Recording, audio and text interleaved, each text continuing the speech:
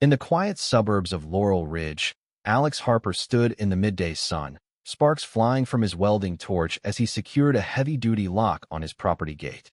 This wasn't just any fence. It marked the boundary of his land, a hard-earned slice of privacy after years of dealing with nosy neighbors. He wiped sweat from his brow, satisfied that he was finally asserting his rights. But peace didn't last long. Susan Blackwell, the iron-fisted president of the local homeowners association, stormed up the driveway, her face twisted in fury. "Alex, what the hell do you think you're doing?" Susan barked, jabbing a finger at the gate. "This blocks our community's vital access road. You're cutting off half the neighborhood." Alex straightened up, unfazed. "Susan, that easement was temporary, and it expired months ago. I gave the HOA 6 months' notice in writing. You ignored it. This is my property now, deed and survey prove it." Susan's eyes narrowed. "This is retaliation because we fined you for that ugly shed last year. We'll sue you into the ground." The argument escalated quickly, drawing stares from passing residents. Susan dialed the police, claiming Alex was obstructing public access and endangering lives. 2 officers arrived shortly, sirens silent but authority clear. Alex calmly handed over his documents, the property deed, a recent survey, and the expired easement agreement. The cops reviewed them, nodding as they pieced together the truth. "Sir, everything checks out," one officer said to Alex. "This is private land." "Ma'am," he turned to Susan, "you'll need to find another way around. No laws broken here." Susan's cheeks flushed red as the officers drove off, leaving her fuming. Word spread like wildfire through Laurel Ridge. That afternoon, chaos erupted as residents discovered the locked gate. Cars backed up, forced onto a crumbling dirt trail riddled with potholes and overgrown weeds. Horns blared, tempers flared, families late for school pickups, deliveries delayed. Social media lit up with complaints, some blaming Alex for being selfish, others whispering that the HOA had it coming for years of overreach. The HOA didn't take it lying down. A certified letter arrived at Alex's door the next day, accusing him of willful obstruction and slapping him with a $5,000 fine. "Pay up or face liens on your home," it threatened. Alex's blood boiled. This wasn't just about a road. It was a power grab by a corrupt board that had ruled with an iron fist, hiking dues while ignoring real issues like flooding streets and neglected parks. As frustration mounted, cracks appeared in the HOA's facade. Neighbors started knocking on Alex's door, venting their own horror stories. Arbitrary fines for unpainted mailboxes, denied home improvements, and mysterious budget shortfalls. "Susan's been lining her pockets," one whispered. Alex listened, then acted.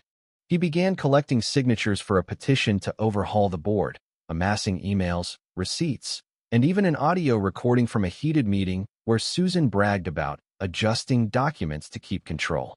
Susan and her cronies, including Vice President Mark Thompson, showed up at Alex's house unannounced, pounding on the door. "You're violating bylaws from 1982. Susan shouted through the screen. "We'll drag you to court." Alex opened the door just a crack, his voice steady. "Those bylaws are outdated and illegal under state law. And I've got proof of your embezzlement, misused funds for personal trips, falsified votes. Back off, or I'll make it public." The standoff turned ugly, with Susan hurling accusations of sabotage while Mark loomed threateningly. Alex slammed the door and filed for a temporary restraining order that same night, barring the HOA from harassing him.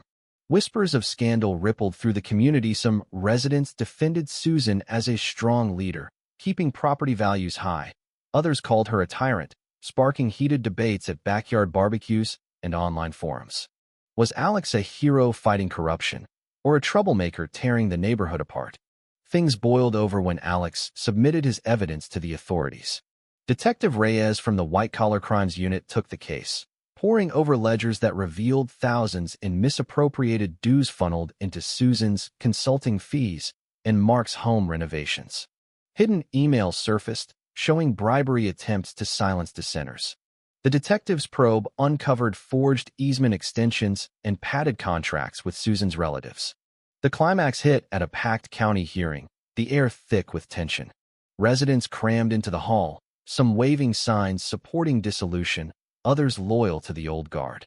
Susan sat smugly at the front, But her confidence cracked as testimonies poured in.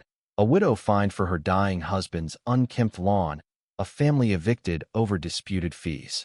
Alex took the podium last, his voice booming.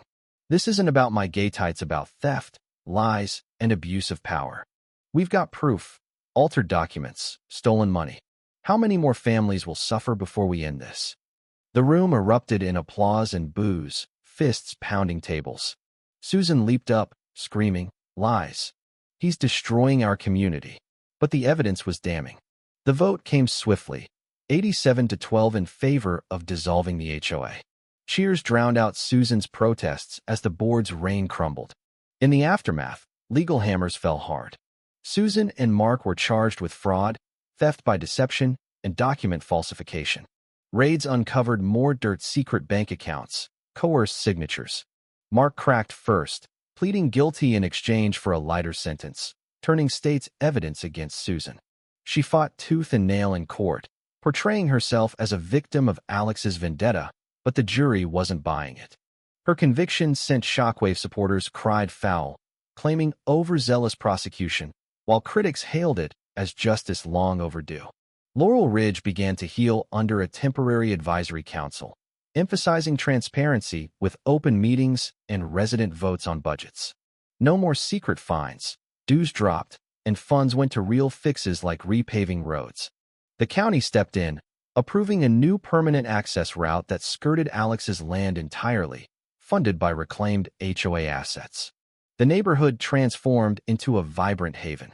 Block parties replaced board meetings, volunteers spruced up parks, and trust bloomed where suspicion once festered.